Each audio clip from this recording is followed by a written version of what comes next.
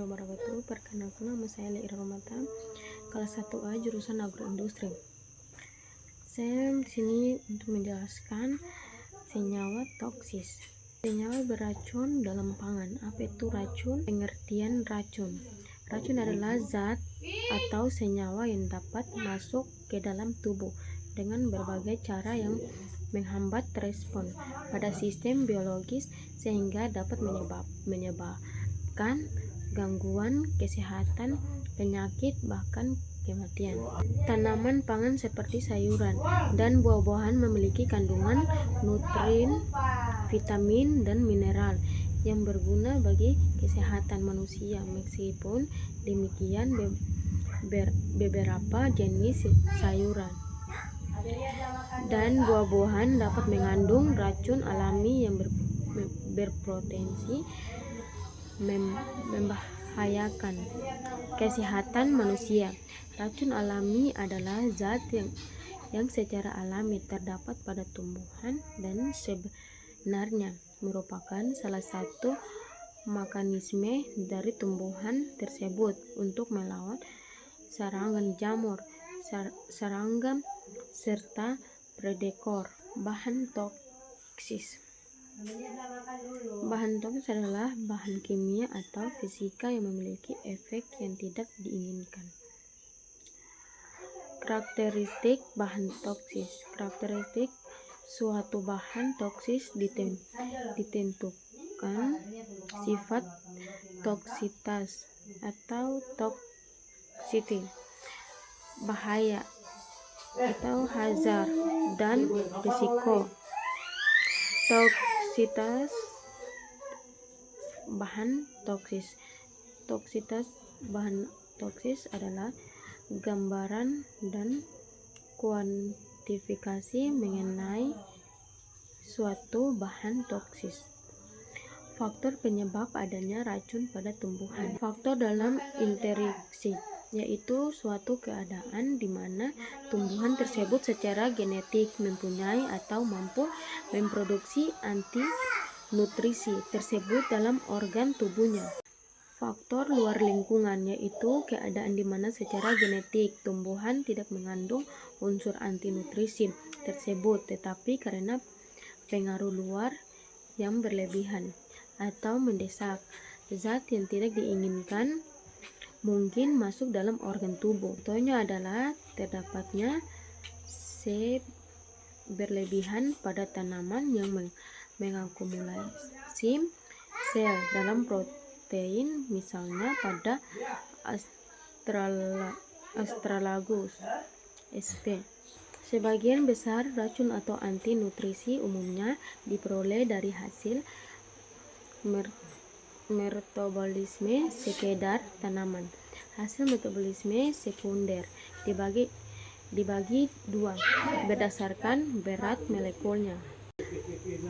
Berat molekul kurang dari 100, contohnya pigmen, pinol, antoksin, alkohol, asam-asam alifatik, sterol, terpen, lilin, fosfatida, inositol. Berat molekulnya tinggi yaitu selulosa, contoh pektin, gum, resin, karet, tanin, dan lignin. Tanaman yang mengandung metabolis sekunder umumnya mengeluarkannya dengan cara pencucian air hujan atau daun dan kulit.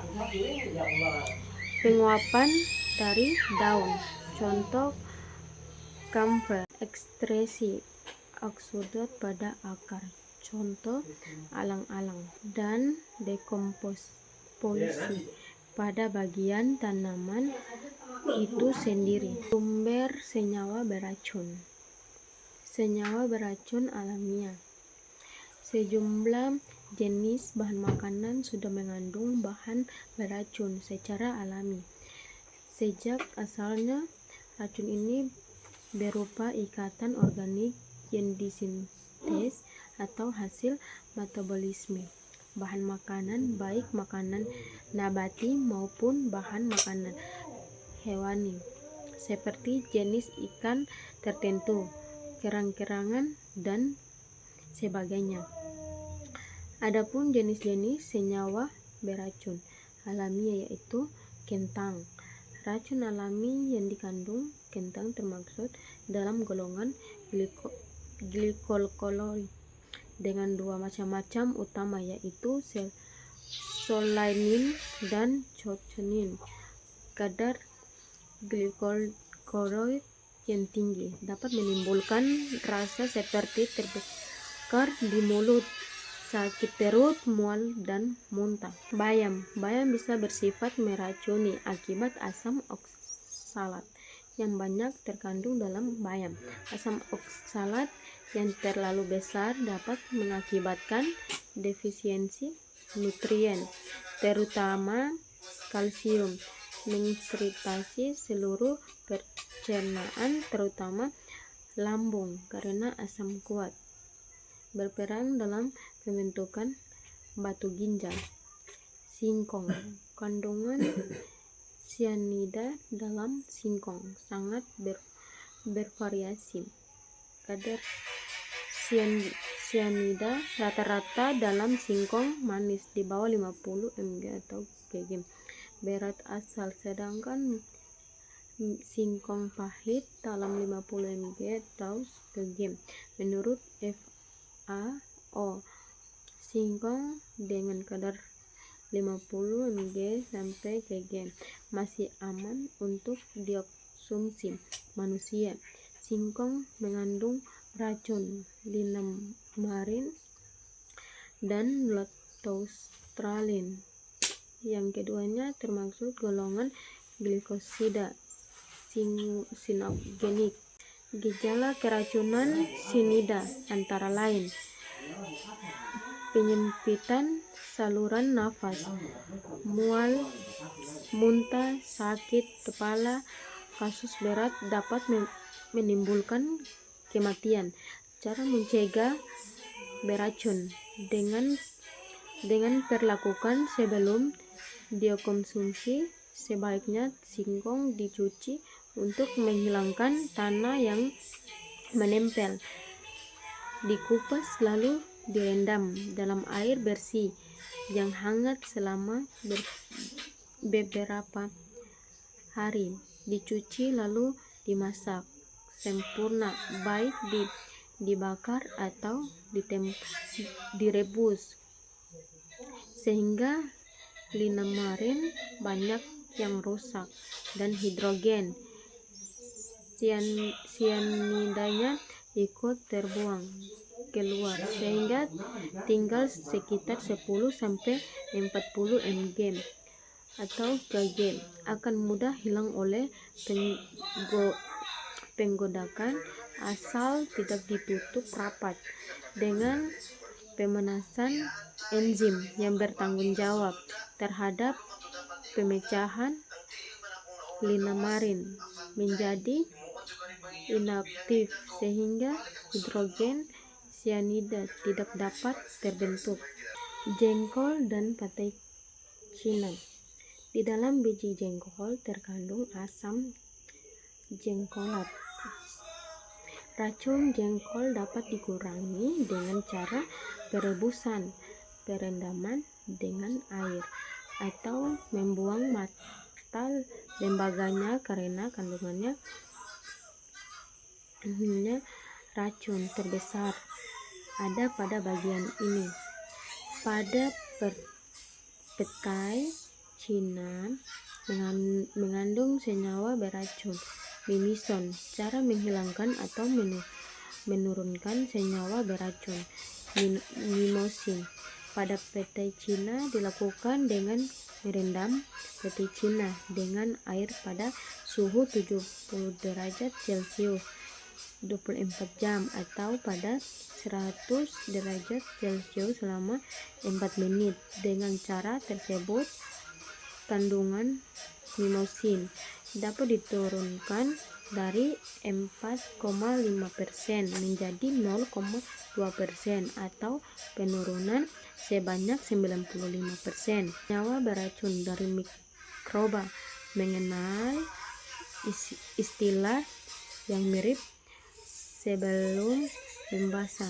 Senyawa beracun dari mikroba infeksi adalah suatu istilah yang digunakan bila seseorang setelah mengkonsumsi makanan atau minuman yang mengandung bakteri patogen mendapat gejala-gejala penyakit.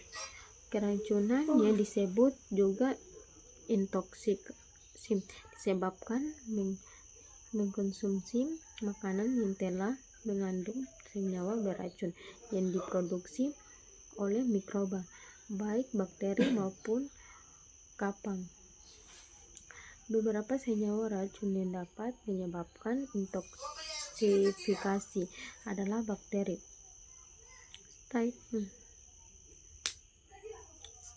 Pseudomonas cacophenonis sedang dari kapang biasanya disebut mycotoxin, yaitu Aspergillus flavus menilium sp.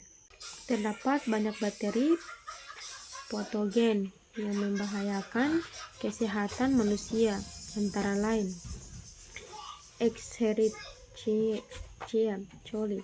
Escherichia coli merupakan mikroflora alami yang terdapat pada saluran pencernaan manusia dan hewan. Beberapa galur Escherichia coli dapat menyebabkan penyakit pada manusia adalah enterotoksigenik, penyebab diare pada wisatawan yang mengunjungi negara yang standar higienitas makanan dan air minum berbeda dari negara asalnya.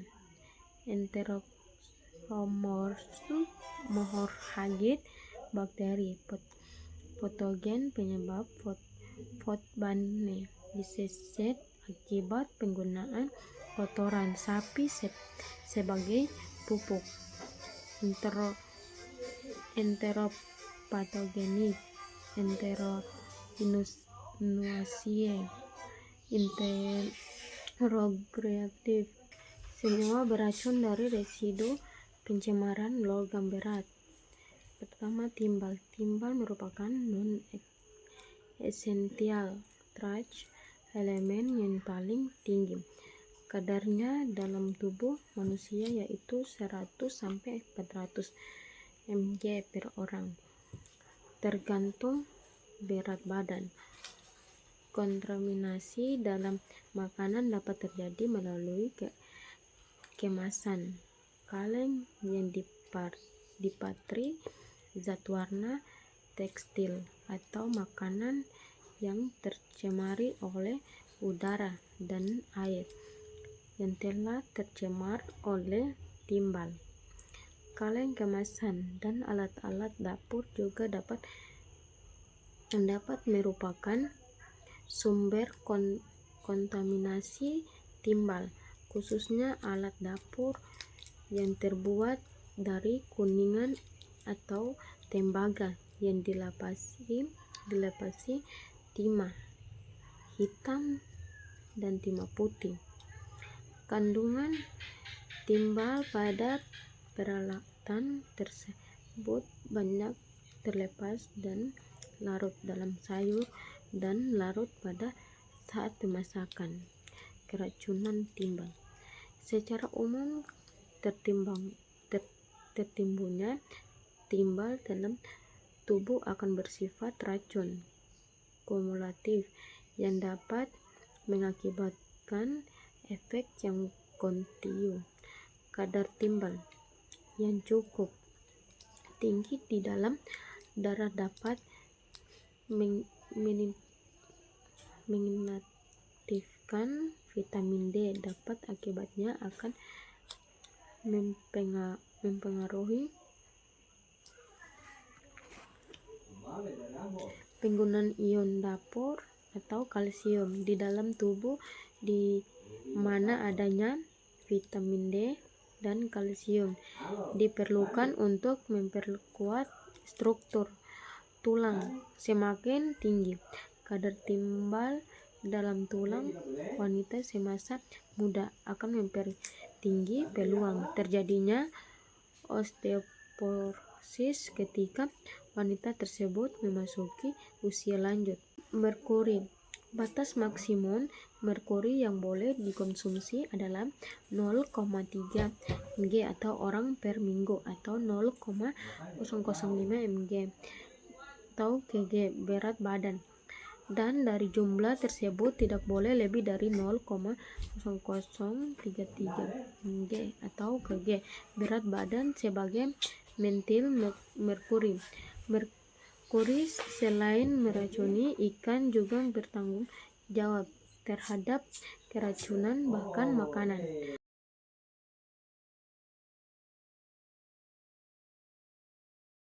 Oke, itu saja penjelasan saya. Sekian dan terima kasih.